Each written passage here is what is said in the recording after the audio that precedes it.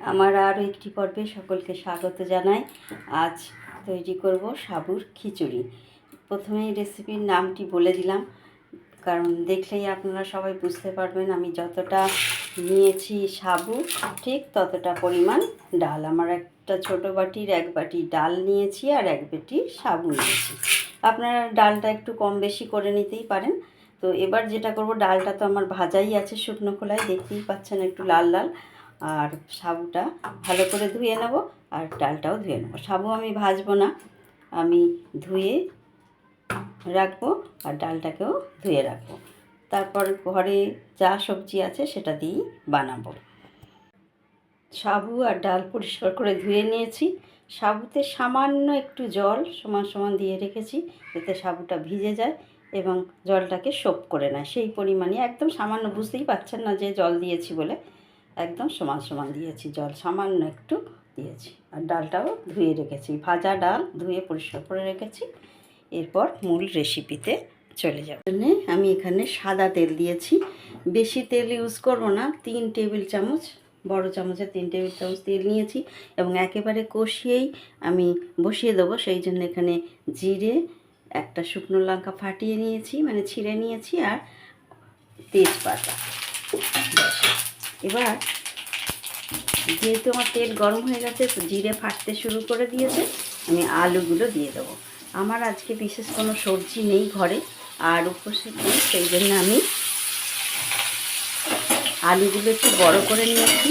চন্দ্রমুখী আলু আমার তাড়াতাড়ি সেদ্ধ হয়ে যাবে, আলুর পরিমাণটা একটু বেশি দিয়েছি, হয়তো অতিরিক্তই লাগছে। 3টে ছোটো আলু অনেকটাই লাগবে, ছোটো করে টুকরো করে নিয়েছি। আপনারা আরও ছোটো করতে চাইলে করতে পারেন। আলুটা একটু ভাজা হলেই টমেটো কুচি দিয়ে দেবো। এখানে রেখেছি আমি টমেটো কুচি আর একটা কাঁচা লঙ্কা, কাঁচা লঙ্কাটাও পরে দেব।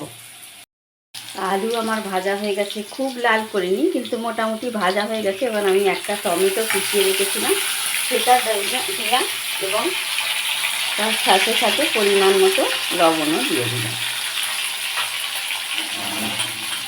এবং কাঁচা লঙ্কাটাও এই সময় দিয়ে দিলাম। কাঁচা লঙ্কাটা উপর থেকেও দিতে পারেন। এদিকে আমি জল গরম করতে দিয়েছি, জল গরম দেব। একেবারেই নিরামিষ সাবুর খিচুড়ি, পুষ্টির দিনে খেতে পারেন, সেই হিসেবেই আমি বানাচ্ছি। তারপরে আজ আমাদের একাদশী, সেই হিসেবে আমি তৈরি করছি। আর ভাবলাম তৈরি যখন করছি, আমি ঘরোয়া পদ্ধতিতে বাড়িতে থাকা উপকরণ দিয়েই করছি, আপনাদের সাথে শেয়ার করি। টমেটোটা নরম হোক, মশলাটা আমি রেডি করি। বলতে এখানে নিয়েছি আদা বাটা অল্প করে, জিরে গুঁড়ো, হলুদ গুঁড়ো আর সামান্য লঙ্কা গুঁড়ো। যেহেতু একটা লঙ্কা ফোড়নে দিয়েছি এবং একটা কাঁচা লঙ্কাও দিয়েছি, সাবুতে তো বেশি ঝাল দিতে লাগে না, সেই জন্য। আর এদিকে আমার দেখি টমেটো থেকে অনেকটাই জল বেরিয়ে গেছে, টমেটো নরম হয়ে গেছে। সেই জন্য মশলাটাকে খুব একটু জল দিয়ে পেস্ট করে নিয়ে আর ঢেলে দেবো মশলাটা। ডাল যেহেতু আমার ভাজা আছে এবং ধুয়ে রেখেছি, ডাল অনেকটা নরম হয়ে গেছে, সাবুও দেখতে পাচ্ছেন কতটা ফুলে উঠেছে। এবার আমি মশলা দিয়ে কষতে কষতে তারপরে ডালটা দেবো, সাবুটা পরে দেবো। কারণ সাবু দেখুন খুবই নরম হয়ে গেছে, হাত দিয়ে দেখুন একদম এই হয়ে গেছে, বেশি টাইমই লাগবে না আমার সাবু হতে, যার জন্যই আগে ভিজিয়ে রেখেছিলাম, নরম করে রেখেছি। আপনারা আবার সাবু ডাল একসাথে ভেজেও বসাতে পারেন, সেটাও খারাপ হয় না, কিন্তু আমি সাবু ভেজে বসাই না, সাবুটাকে ধুয়ে নিই, ডালটাকেও ভেজে ভালো করে ধুয়ে নিয়ে তারপরে করি। মশলা আমার কষানো হয়ে গেছে। এবার আমার কাছে কিছুটা সিজনিং মটরশুঁটি ছিল, একটু মটরশুঁটি দিয়ে দিলাম, দিয়ে মশলার সাথেই কষাতে থাকবো। আর এই সময় আমি ডালটাও দিয়ে দেবো।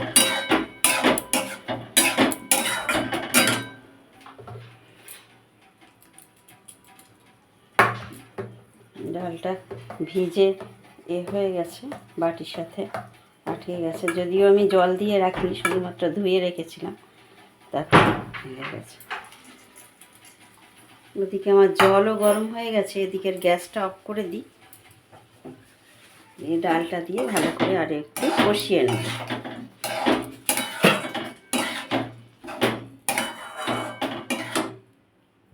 আমি খুবই সহজ পদ্ধতিতে দেখানোর চেষ্টা করেছি, যারা শিক্ষানবিশ অর্থাৎ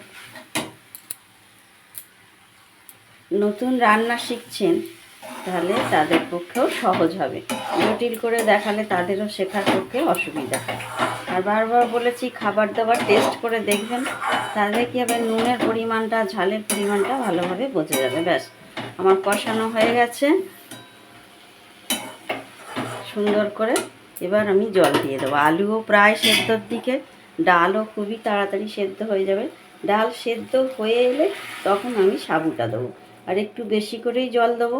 গরম জল আমি করে নিয়েছি, দেখিয়েছি আপনাদের, কারণ সাবু এবং মুগ ডাল দুটোতেই জলটা টানবে, তার মধ্যে আলুও আছে।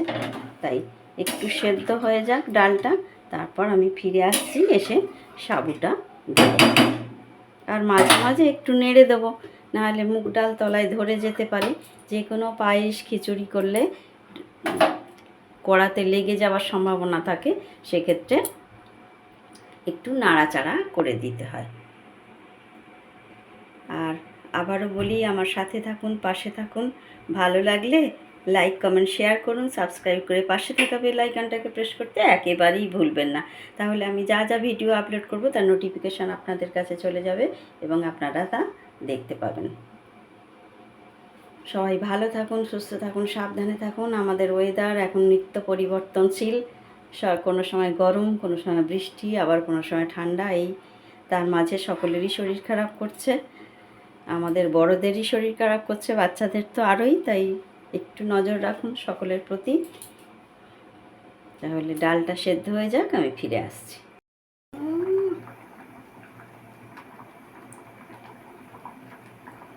ডাল আর আলু আমার প্রায় সেদ্ধ হয়ে এসছে, আর আরও একটু গরম জল দিয়েছি। ডাল সেদ্ধ হতে হতে আমার জলটা একটু কমে গিয়েছিল, কারণ সাবুতেও জল টানবে বেশি। আর অবশ্যই গরম জল দেবেন, তাহলে টেস্টটা আরও ভালো থাকবে। এবার দেখুন সাবুটা আমি সবটাই দিয়ে দেবো, একদম ভিজে নরম হয়ে রয়েছে, আর কত বড় হয়ে যাচ্ছে ফুলে। সাবুটাই দিয়ে দিলাম।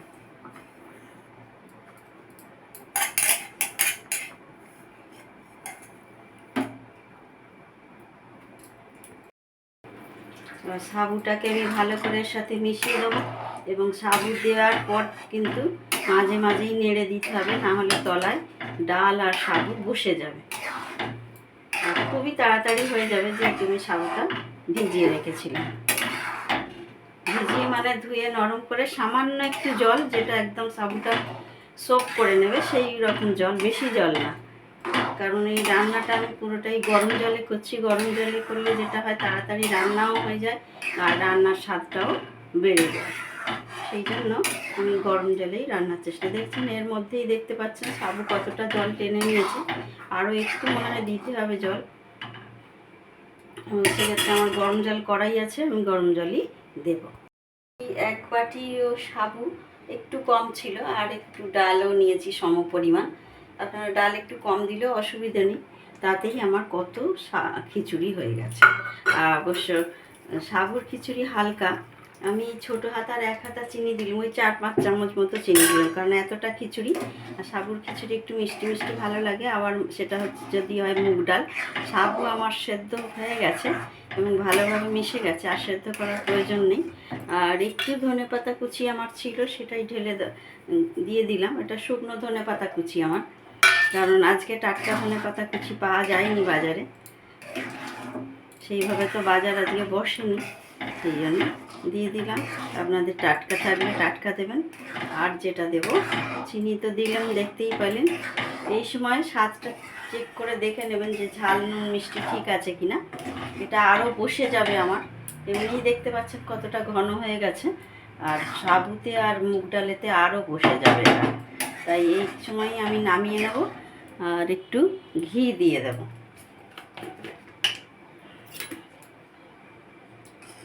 এক চামচ ঘি দিয়ে দিচ্ছি আমি। এই বড় চামচের 1 চামচ ঘি দিলাম।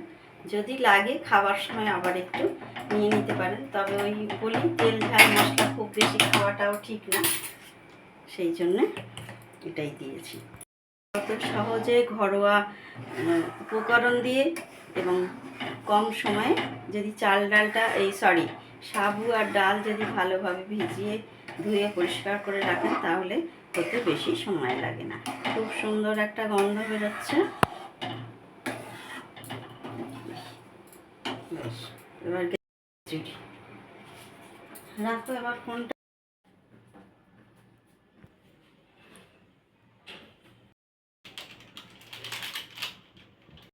গরম গরম সাবুর খিচুড়ি আর সাথে থাকবে পাঁপড় ভাজা। এবার পাঁপড়টা ভেজেই নিই, চলুন।